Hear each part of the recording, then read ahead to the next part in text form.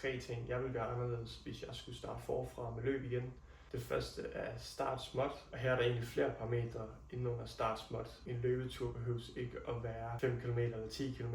Den kan sagtens være 2 km eller 3 km. Du kan også gå ind og kigge på hastigheden.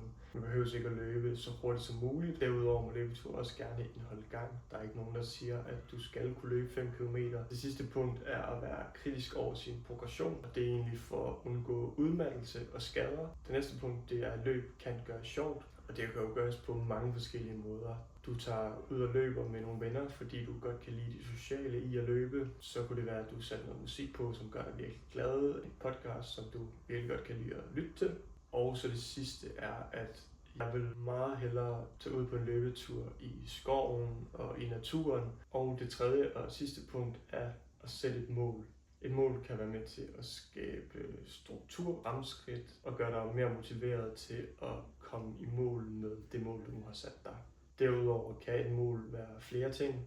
Det kan være distancebaseret, men det kan også være, at du gerne bare vil ud og løbe 1 kilometer uden at tage en eneste pause. Så et mål er meget individuelt med, hvad man gerne vil opnå.